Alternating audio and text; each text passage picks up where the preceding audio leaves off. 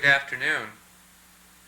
Today we have with us the Venerable Master Hua and Dharma Master Heng Shi from the sagely city of 10,000 Buddhas in Talmadge, California. The Venerable Master Hua is going to talk with us briefly about the Chinese Chan meditation tradition and how to meditate.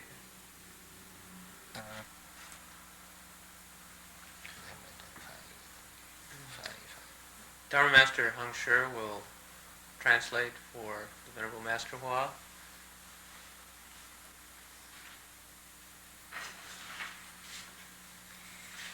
All of you good and wise advisors, all of my fellow classmates, Chan meditation is a part of Buddhism, and this part of Buddhism requires that you concentrate your mind. Concentrate to the point where you have no confusion left. Cultivate at that point. This is Chan meditation. Now the word Chan is half Sanskrit. It's a semi-Sanskritized word. The complete word is Channo in Chinese, which translates as cultivating one's thoughts, thought cultivation.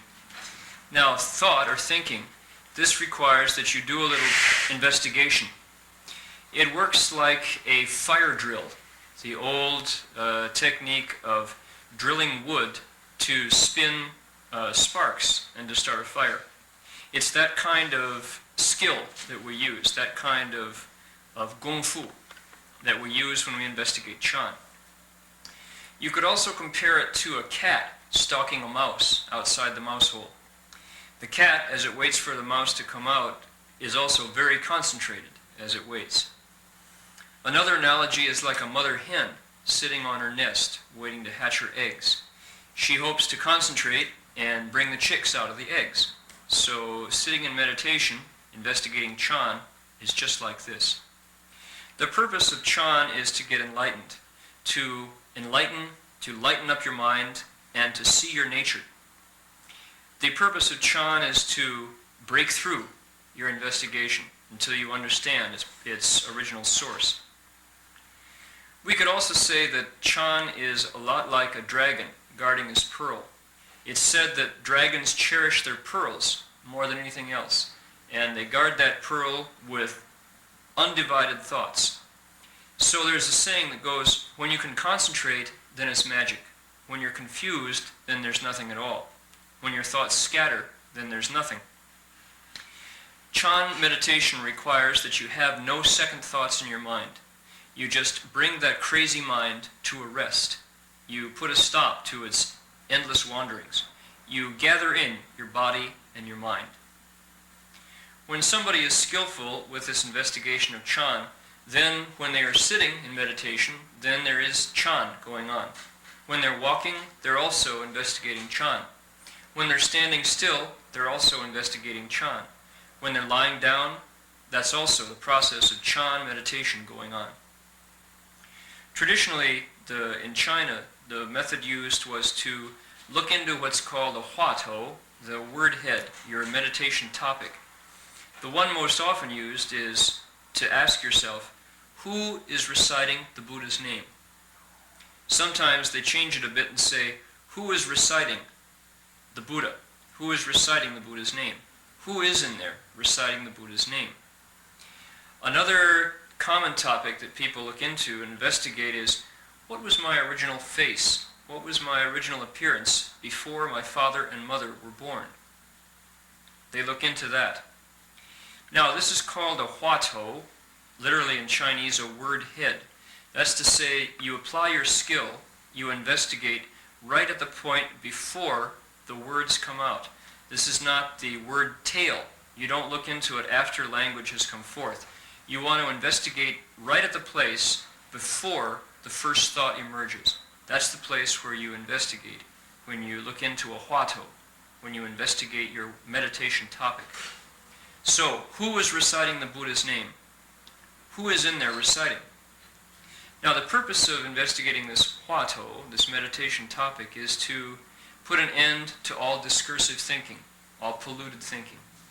Now it's true that who is mindful of the Buddha, who's reciting the Buddha's name, is also a false thought. This is also a discursive thought. But we use this one polluted thought to put an end to all other polluted thoughts. If we can solve this first problem, then all other problems are solved. We use one falseness to end all falseness whatsoever. But understand that this requires deep concentration.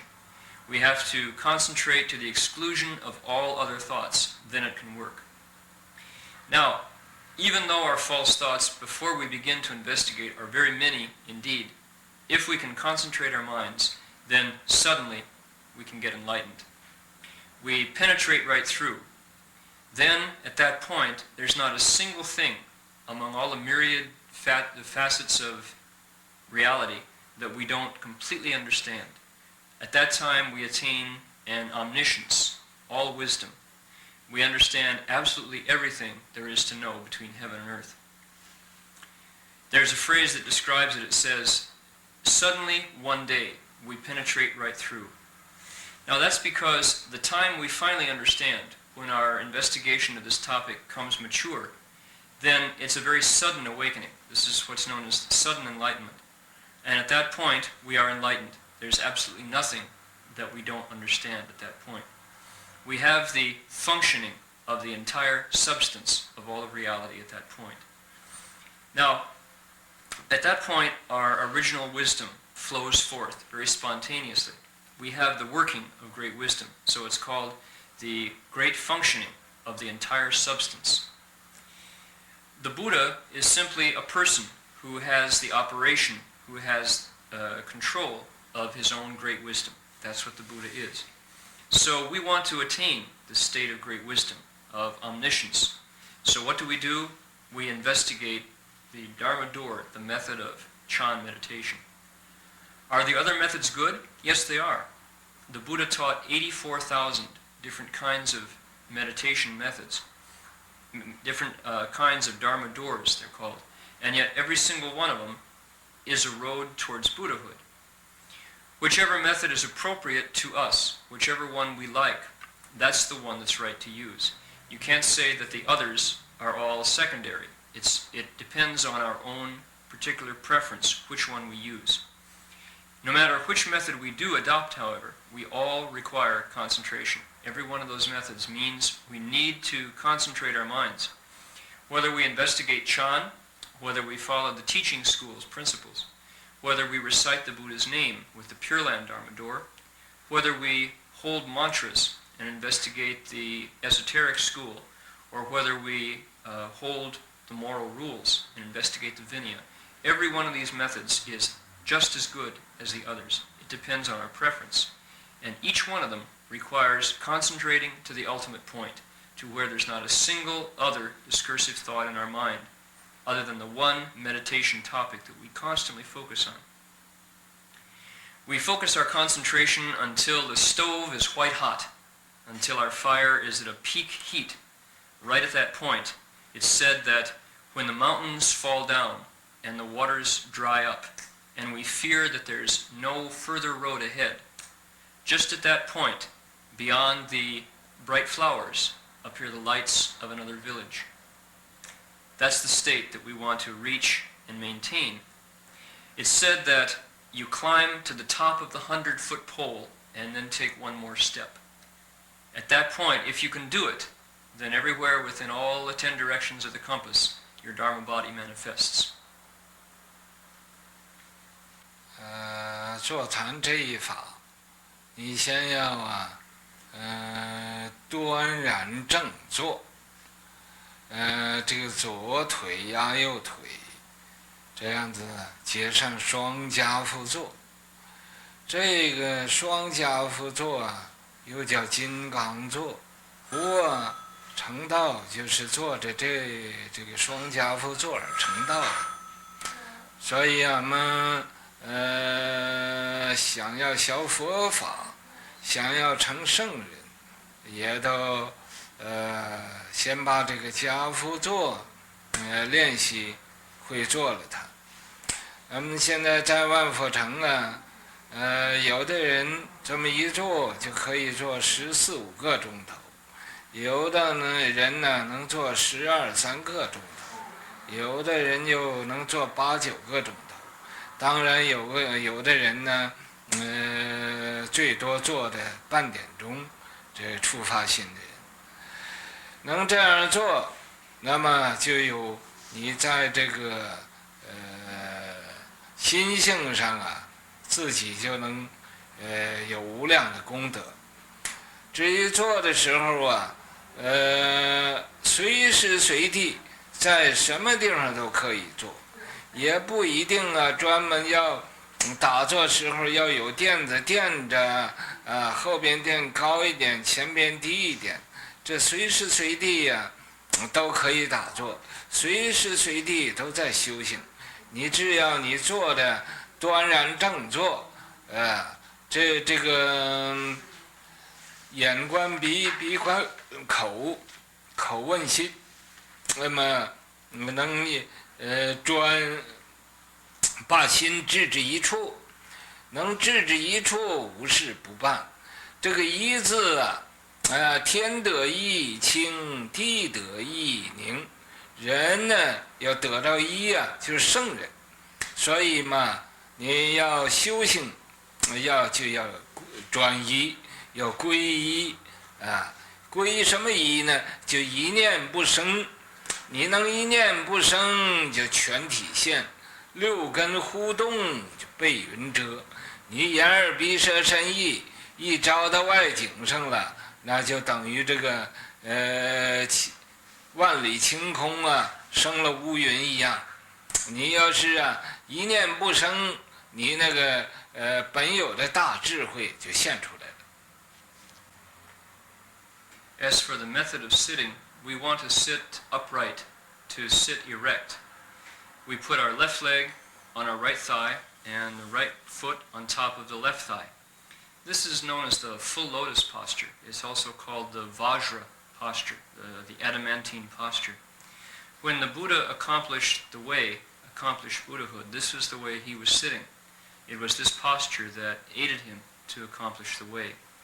So if we cultivate, we want to have success in the Buddha Dharma, we want to become sages, the very first thing we need to do as we practice is to begin to meditate in this posture until we can do it, until we can sit without any problem in the full lotus posture. At the sagely city of 10,000 Buddhas, now there are those who, some people can sit 14 and 15 hours in this posture without dropping their legs. Others can sit 10 hours, 12 hours in this posture very comfortably. Some sit 8 to 9 hours at a stretch. Of course, there are others who can sit for 30 minutes only. These are the beginners among us. But everyone emphasizes and practices sitting in full lotus. When you can adopt this meditation posture, then your merit and your virtue are boundless and infinite. We should practice until we can sit in full lotus wherever we are at any time. It shouldn't be the case that we have to have a special cushion or a zafu or a sitting rug and only then can we meditate. It shouldn't be the case that we have to prop up in behind and have our knees in contact with the mat down below before we can begin to meditate. We should be so attached. It should be that at all times and anywhere we are still cultivating, we're still meditating. We want to take our eyes and contemplate our nose, let our nose contemplate our mouth, and let our mouth contemplate our mind, our heart. When we can concentrate to a single point, then there's nothing that we can't do. It's said that this single point is the important thing. When heaven attains the one, this single point, then heaven is pure. When earth attains the one, this single point, then the earth is very peaceful. When people attain this one, this single concentrated point, then people become sages. We at all times return to this one place, return to this single point. Now, in our minds, we want to meditate until we can reach a stage called not even a single thought coming forth. It's said that when not even one thought appears, then the entire body comes alive. The entire body manifests before us. The entire substance appears. However, as soon as one of our 6 organs moves, then we're covered by clouds. What's it like? As soon as our eyes, ears, nose, tongue, body, or mind, one of the 6 sense organs, suddenly moves, then it's just like a clear sky for 10,000 miles that suddenly is clouded over by dark thunderheads. It's the same result. So we want to cultivate, concentrate until not even a single thought arises. When not even one thought comes forth, then our basic wisdom can appear.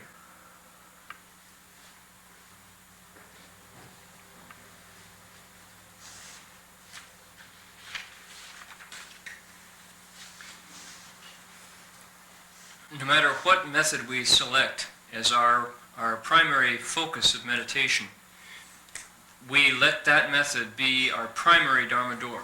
Let this be our basis of cultivation. All our other habits and practices are supporting. They are subsidiary to that primary focus of our spiritual work. This is our most important cultivation method. The others simply support it. We need to bring all 10,000 conditions, as it said, the 10,000 variables together to a single point. Then our work can have success. Now, as an example, we may not, on one hand, meditate and expect any kind of success or good news, and on the other hand, go ahead and drink as we please, smoke cigarettes, eat meat, indulge in promiscuous behavior. We can't do that. At the same time, expect to have any luck with our meditation. It's not the case that we can say, well, I think I'll wait a bit, I'll just have a couple more for the road and maybe smoke a few more cigarettes or have another hamburger or go indulge in more sexual behavior, and then when that's done, when I'm satisfied, then come meditate, and that I expect anything will happen. It won't. You won't have any success. All other activities have to fall in line behind our meditation if we want to have success. Everything we do must accord with the precepts. What we need to do is understand the principle of do no evil whatsoever and reverently offer up all good behavior, do all good deeds. Then we can expect to have some success with our meditation. It cannot be the case that when we sit and meditate, we put on the style and we look like a regular pro. But then as soon as we stand up from our meditation, we let everything go slack and we fall back into our old habits. That won't work. We have to guard our mind all the time. We have to keep our mind from indulging in reckless thinking, in casual, random discursive thoughts. Just don't let them enter into our mind. Then we can get some good news. When we meditate, we have to support that time of meditation with our deportment at all other times. Walking, standing, sitting, and lying down all become part of our meditation. All support and aid that time when we're actually meditating. It can't be the case that on the pillow, on the meditation cushion, we look like a regular cultivator, but then as soon as the period is over, we stand up and then do as we please. We just drink and carry on and have a great time. We let our guard down and relax. That won't work. We simply won't. Our meditation will not come to success. We have to be serious about it. So Confucius, when he outlined the eightfold requirements, the eightfold formula for cultivation, he said, number 1 is to cut off material desire. We have to put an end to our greed for things. Number 1 is we have to stop all thoughts of greed for wealth. We have to put an end to all thoughts of greed for beautiful forms, of wanting to have a very pleasant love life. If we can put that down, we can expect our meditation life will open up. We have to put an end to all thoughts of becoming famous. We have to stop that kind of polluted thinking if we expect to get anywhere with our Chan meditation. We have to put down all desire for good food, for delicious flavor. Then we can have success. We have to put an end to all thoughts of luxurious sleeping habits, of having a good night's sleep, because this, if we don't do it, will obstruct our meditation. When these 5 desires, wealth, sex, fame, food, and sleep, come to an end, and we don't entertain those, what are called the 5 roots of the hells in our mind, then our meditation will really take off. If instead, however, we're simply as greedy as before for money, for sex, for fame, for food, and for sleep, if we like really good food and we get turned by delicious flavors, then our meditation won't respond. We won't get a response with our meditation. If we sleep to an excess and we're always craving a few more hours, then no matter how hard we meditate, there won't be any success. To sum it all up, the main support for our meditation is in the phrase, do no evil, but offer up all your good conduct, do all good deeds. Now, everybody knows what that means intuitively. We don't even have to ask, but how many of us can do it? Do no evil and offer up all good deeds. To have thoughts in our minds of doing evil deeds, this already is to entertain the evil. For instance, if in my mind I'm considering the possibility of going and killing someone, we just say drop dead, and we have those thoughts in our mind, we can't expect our chan will work. Our meditation won't lead us where we want to go. If we have thoughts in our minds of cheating others, then likewise our meditation will come to nothing. If we have thoughts of making a lot of money, if we're preoccupied with getting wealthy, then our meditation won't work. So, meditation simply means cultivating our mind so that we don't have any more confused thinking and polluted thoughts in our minds. Then at that point, when our skill comes mature, we can get enlightened. We can break through this investigation. Again, to repeat, it cannot be the case that when we meditate, we sit just like a rock, but we look just like a real meditator. But then later, once we leave the meditation hall, our lifestyle is just like a hedonist. We live like playboys. It won't work. Our meditation won't succeed then. For instance, there's a Korean who calls himself the Mad Monk, and he lives a completely debauched lifestyle. He does absolutely everything he wants to, regardless of the rules, and yet he considers himself enlightened. This kind of behavior is something that we must absolutely avoid. This is not the behavior of an enlightened person. He only admits himself that he's enlightened. If we imitate models like that, then we can't expect our meditation will carry us where we want to go. Furthermore, when we sit in Chan meditation, we have to rid our mind of all thoughts of contention and fighting. We can't entertain any thoughts of greed in our minds. We have to resolutely get rid of all thoughts of seeking outside ourselves. We have to put an end to all selfishness, to all thoughts of taking advantage, and finally to all dishonest thoughts. All of these thoughts we have to resolutely purge from our minds, sweep them clean. Furthermore, we can't in our minds meditate with the hope of attaining psychic powers or some miraculous state. We can't hope to meditate to the point where we understand the workings of secret mantras and secret initiations and empowerments, ideas like this. If we meditate with the wish to open up these unique and miraculous powers in our minds, then we're sure to go down a wrong road. If we dwell upon secret transmissions and hope to use personal mantras to attain a kind of a psychic penetration or a psychic power, then it's a very dangerous practice. These are all doors of meditation that are practiced by heretical sects that do more harm than good. Now, if we truly use effort in the correct way, then very spontaneously we can have many marvelous states, but we don't want to seek them. We don't meditate with the purpose of accomplishing these things in front of us. Even if we do open up psychic powers or have their use, we shouldn't see them as a be-all and end-all. These are not the purpose of meditation. We don't need to seek for great wisdom. Great wisdom manifests spontaneously from our own enlightened nature, from our own self-nature. Not only psychic powers, but the wisdom that understands all things of creation, all the different myriad facets of reality, flow forth from our enlightened self-nature. Our own nature manifests these things without extra effort of thinking about it or seeking them. So, the Dharma door of Chan, if we wanted to talk about it in its entirety, we could talk till the end of future time and we'd never come to an end. So today I've had the opportunity to share these few brief words with you about the topic of Chan meditation. 希望各位好自为之，勇猛精进，发大菩提心，成长大。